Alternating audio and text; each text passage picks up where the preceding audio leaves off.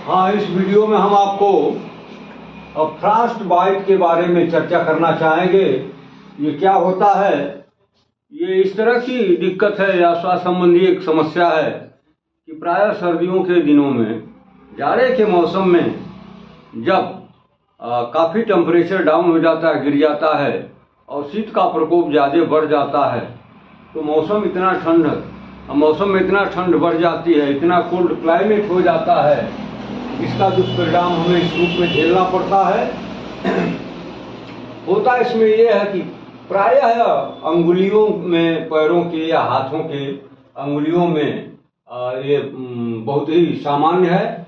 बाकी तो ऐसे चमड़ी में भी, स्किन पर भी इसके दुष्परिणाम देखने को मिलते हैं। इसमें होता क्या है कि जिस पार्ट में ठंड लग जाती है या फिंगर में ठंड लग जाती है, वहाँ पर टिश्यूओं की डैमेज हो जाती है, सेल की डेथ भी हो जाती है। और होता क्या है कि वहाँ पर काफ़ी इरिटेशन होने लगता है, खुजली होने लगती है, और क्या होता है, ब्लड वहाँ इकट्ठा भी हो जाता है, तो वो कष्टदायी भी हो जाता है। तो लंबे समय तक अत्यधिक ठंड के वातावरण में रहने से हमारी रक्त वाहिकाएं, ये चमड़ी और चमड़ी के नीचे पड़े हुए तमाम ऊतकों की क्षति हो जाती है। इसे हम फ्रॉस्ट बाइट के नाम से जानते हैं। इस तरह की क्षति मुख्य रूप से हाथ पैर की अंगुलियों में, नाक एवं कानों में होती है। तो आपने देख लिया, अत्यधिक ठंड की वजह से ये प्रॉब्लम होती है, टिश्यूओं का इसमें डैमेज हो जाता है, क्षति हो जाती है। और प्रायः अंगुलियों में ही होती है, लेकिन कभी कभी ये नाक या कानों में भी इस तरह की प्रॉब्लम, क्योंकि ये दोनों बहुत सेंसिटिव एरिया हैं। आपने महसूस किया होगा कि अगर कानों को टाइट से बंद कर लिया जाए या फिर नाक को बंद कर लिया जाए तो ठंड का असर कम महसूस होता है। तो ये काफ़ी कोल्ड के प्रति काफ़ी सेंसिटिव ऑर्गन है, अंग है, तो बहुत जल्दी ये प्रभावित हो जाते हैं। और ठंड का जब बढ़ता है लेवल, तो ये हाथ पैर की अंगुलियां और ये नाक और ये कान, इससे अत्यधिक प्रभावित होने वाले अंग होते हैं शरीर में। तो होता इसमें क्या है, लक्षण क्या दिखता है आपको, कैसे आप जानेंगे कि ये फ्रॉस्ट बाइट है? तो इसमें जहाँ पर ठंड का अत्यधिक प्रभाव होता है, वहाँ की चमड़ी ठंडी एवं कड़ी हो जाती है। यानी जहाँ पर ये अफेक्ट करता है ठंड लगने की वजह से, तो होता क्या है कि वहाँ का जो स्किन है वो हार्ड हो जाती है और काफ़ी कोल्ड हो जाती है। और क्या हो जाती है, इसमें गैंग्रीन हो सकता है, नंबनेस जैसी स्थिति हो सकती है। ये गैंग्रीन क्या है, तो मैं आपको बताना चाहूँगा कि lack supply of the blood के कमी की वजह से, सप्लाई से जो उससे रिलेटेड एरिया के सेल टिश्यूज हैं, उनकी डेथ होने लगती है। और क्या हो सकता है, नंबनेस यानी सुन्नापन, यानी सेंसिटिविटी वहाँ की गायब हो जाती है, सुन्न हो जाता है, किसी भी तरह की सेंसेस की फीलिंग नहीं कर पाता है। प्रभावित भाग पर सेंसेशन समाप्त हो जाता है। प्रभावित भाग पर गर्म एप्लीकेशन देने पर अत्यधिक दर्द, रेडनेस, ब्लिस्टर्स यानी फफोले पड़ जाते हैं। और क्या हो सकता है, गंभीर मामलों में इस तरह के लक्षण पाए जाते हैं, फफोले का होना, गैंग्रीन का होना, निक्रोसिस का होना, अस्थियों एवं टेंडन्स का भी डैमेज होना। तो इस तरह के लक्षण मिलते हैं इस फ्रॉस्ट बाइट के केस में। तो फ्रॉस्ट बाइट क्या है, आपने जान लिया। ठंड के मौसम में जब अत्यधिक ठंड पड़ती है और शरीर का कोई ऐसा भाग जो इसके टच में या इससे ज़्यादा प्रभावित होने वाला है, ठंड के प्रति ज़्यादा सेंसिटिव है, खास तौर से हाथ पैर की अंगुलियां, नाक और कान, तो इन पर ठंड का असर ज़्यादा होता है, ये कोल्ड के प्रति ज़्यादा सेंसिटिव होते हैं। तो प्राय यहाँ के सेल टिश्यू डैमेज हो जाते हैं। लक्षण क्या मिलता है कि जहाँ पर ठंड का अत्यधिक प्रभाव हुआ है, वहाँ की चमड़ी जो है थोड़ा हार्ड हो जाती है, स्किन वहाँ की हार्ड हो जाती है और कोल्ड इन नेचर यानी ठंडी हो जाती है। और क्या हो सकता है, फ्रॉस्ट बाइट के केस में गैंग्रीन हो सकता है। गैंग्रीन से मतलब क्या है कि उस अत्यधिक ठंड से प्रभावित वाले पार्ट या ऑर्गन में ब्लड की सप्लाई कम हो जाती है। और क्या होता है, तो जब ब्लड की सप्लाई कम होगी तो ऑक्सीजन न्यूट्रिशन की सप्लाई भी कम हो जाएगी। परिणाम ये होगा कि वहाँ के सेल टिश्यूज डैमेज होंगे। और क्या हो सकता है, नंबनेस यानी सुन्नापन, सेंसलेस जिसको आप बोलते हैं, यहाँ पर कोई सेंसेशन नहीं होता है। और प्रभावित भाग पर सेंसेशन समाप्त हो जाते हैं, यानी जो अफेक्टेड पार्ट है वहाँ पर किसी भी तरह का सेंसेशन नहीं मिलता, चाहे गर्म रखिए वहाँ या कोल्ड रखिए, इस तरह की फीलिंग वहाँ गायब हो जाती है। और क्या होता है, प्रभावित भाग पर गर्म एप्लीकेशन देने पर अत्यधिक दर्द, लालिमा एवं फफोले पड़ सकते हैं। जो अफेक्टेड पार्ट है अगर ठंड की वजह से है और आपका इलाज किया है कि हम इसको गर्म एप्लीकेशन दे करके, हॉट एप्लीकेशन दे करके इसको रिलीफ देंगे, कम कर लेंगे, इसकी गंभीरता को कम कर लेंगे, लक्षणों में सुधार ला देंगे, तो ये आपकी भूल है। यदि उस पर आप गर्म एप्लीकेशन अप्लाई करते हैं तो वहाँ पर पेन की फीलिंग होगी और वो सीवियर पेन की कैटेगरी में होगी। और क्या होगा, वहाँ पर रेडनेस हो जाएगा और वहाँ पर ब्लिस्टर्स दिखने लगेंगे। ब्लिस्टर का मतलब वो फफोले जिनमें फ्लूइड भरा होता है। तो इस तरह के लक्षण वहाँ पर आ जाते हैं। और क्या हो सकता है, जो अति गंभीर मामले हैं, काफ़ी सीवियर, जिनमें फ्रॉस्ट बाइट की कॉम्प्लिकेशन है, वहाँ पर क्या मिलता है, मुख्य रूप से ये लक्षण मिलते हैं। कौन लक्षण, तो फफोले का बनना, यानी ब्लिस्टर्स वहाँ पर दिखाई देंगे। वो छोटे छोटे फोड़े के रूप में फफोले या क्या उसको बोलते हैं, झलके पड़ जाते हैं, उसमें कोई लिक्विड भरा होता है। और क्या हो सकता है, गैंग्रीन यानी ब्लड की सप्लाई के कम की वजह से सेल टिश्यू की वहाँ डेथ हो जाएगी, तो वहाँ पर वुंड बन जाएगा। सेल टिश्यू का जो डेथ है वो बढ़ता ही जाएगा। और क्या होगा, निक्रोसिस हो जाएगी, ये डेथ हो जाएगी सेल की। निक्रोसिस माने भी वही accidental death of the cells होता है। और क्या होगा, अस्थियों एवं टेंडन्स की क्षति, इससे हड्डियां भी प्रभावित हो जाती हैं। और जो मसल्स का एंडिंग पार्ट जो टेंडन में कन्वर्ट हो जाता है वो भी इससे प्रभावित हो जाता है। और जैसा कि आप जानते हैं कि ये जॉइंट्स जो है टेंडन्स की मदद से ही मजबूती पाते हैं, तो इन जगहों पर यह फ्रॉस्ट बाइट का इस तरह से प्रभाव पड़ सकता है। अब अगर इस तरह की केस या इस तरह की कंडीशंस आपके अगल बगल घर परिवार या नज़दीकी के किसी व्यक्ति में होती है, तो आप उसकी देखभाल कैसे करेंगे। तो प्रभावित व्यक्ति को गर्म वातावरण में रखना चाहिए। जो अफेक्टेड व्यक्ति है, क्योंकि ये कोल्ड की वजह से उसे प्रॉब्लम हो रही है, तो उसको अब कोल्ड एटमॉस्फेयर से में न रख करके उसको ऐसे जगह पर रखें जहाँ का एटमॉस्फेयर थोड़ा हॉट हो, तो उस व्यक्ति को लाभ मिलेगा। और क्या हो, प्रभावित भाग पर 15 से 20 मिनट तक गर्म पानी का प्रयोग करना चाहिए। और क्या करना चाहिए, प्रभावित भाग पर मालिश या मसाज न करें। जो अफेक्टेड पार्ट है उस पर मसाज तो कतई न करें, यानी मालिश उसकी कतई न करें, इससे और भी नुकसान हो सकता है। और क्या करना चाहिए, प्रभावित व्यक्ति यदि मुंह से भोजन या आहार लेने में सक्षम है तो उसे कोल्ड फूड न दें, उसे हमेशा हॉट ड्रिंक यानी गर्म पेय देने से उसे आराम मिल जाता है। और क्या करना चाहिए, प्रभावित भाग पर गर्म एप्लीकेशन या मसाज या मालिश रुक रुक कर नहीं करना चाहिए।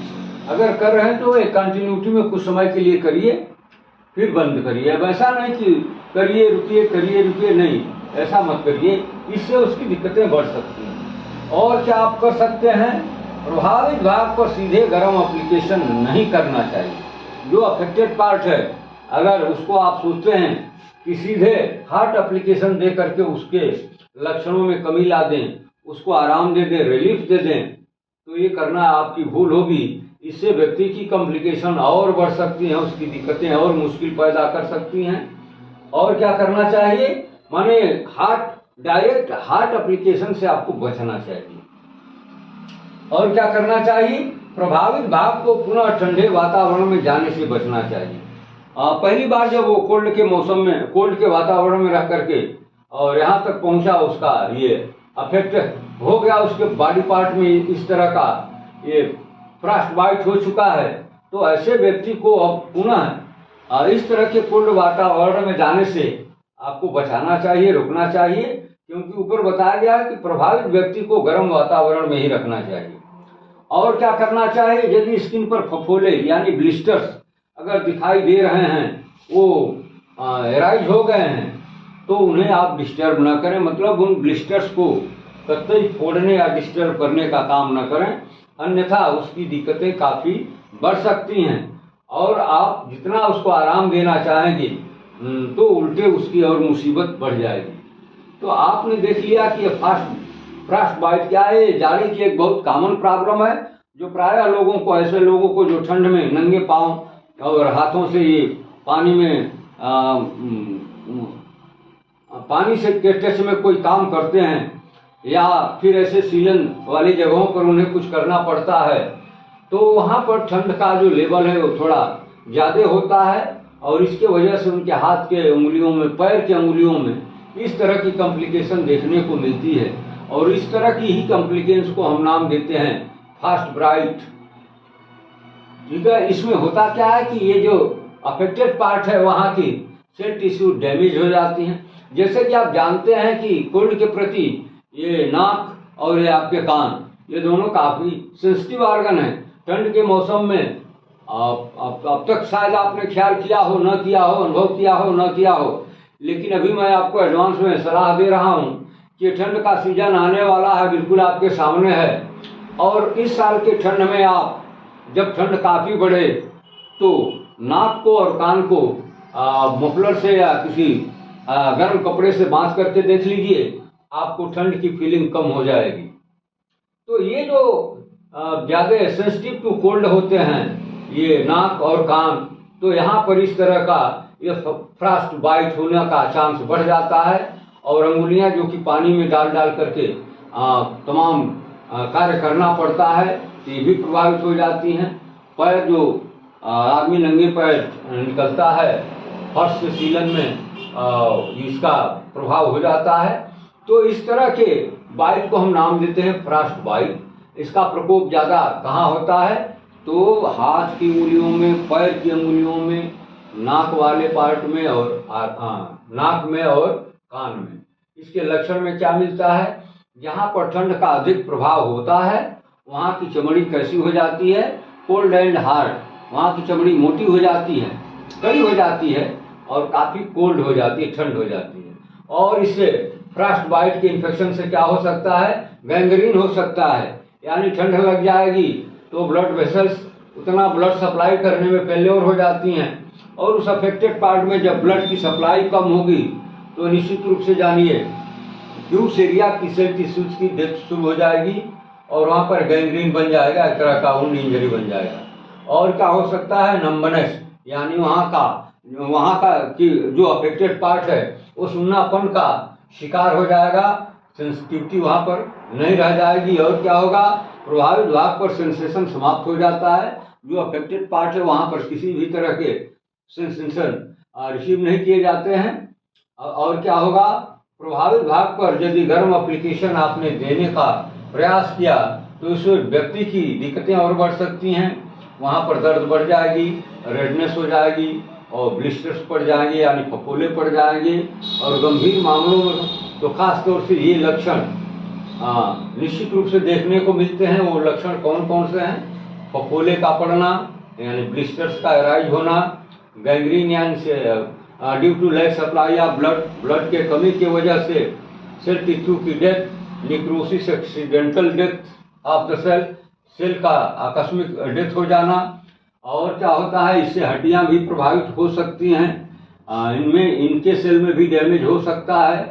और ये टेंडन्स, जो मसल्स का अंत वाला जो पार्ट होता है वो उसको हम टेंडन बोलते हैं, end part of the muscles, उसमें भी प्रभाव हो सकता है। तो इस तरह के तमाम कॉम्प्लिकेशंस मिलते हैं फ्रॉस्ट बाइट की वजह से। यानी कुल कहने का मतलब ये है कि जाड़े के दिनों में, ठंड के मौसम में शरीर का वह भाग जो अत्यधिक कोल्ड के टच में होता है वहाँ पर इस तरह का ये फ्रॉस्ट बाइट हो सकता है। तो हमें जाड़े के दिनों में इस तरह के प्रकोप से बचना चाहिए, इस तरह के फ्रॉस्ट बाइट से बचना चाहिए। अगर हो ही गया किसी को घर परिवार या नज़दीकी में, तो हमें इसके लिए आपातकालीन देखभाल की जरूरत होती है। हमें क्या करना चाहिए?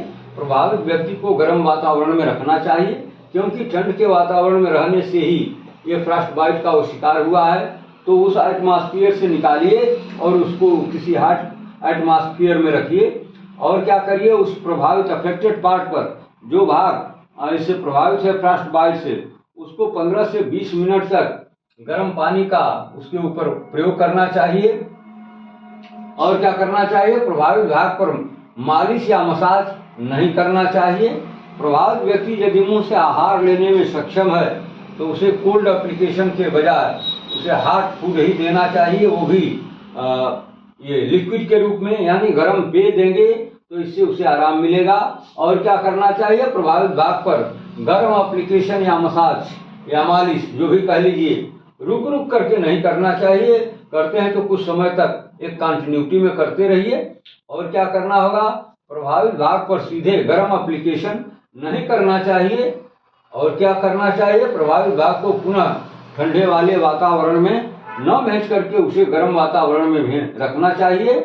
और यदि स्किन पर फफोले पड़ गए हैं, दिखने लगे हैं फफोले, तो कतई उन्हें डिस्टर्ब ना करें, उन्हें फोड़ करके उनके अंदर फ्लूइड निकालने का प्रयास न करें, अन्यथा स्थिति और बुरी हो सकती है और प्रभावित व्यक्ति की दिक्कतें बढ़ सकती हैं। तो इसी के साथ इस एपिसोड का हम एंड करेंगे।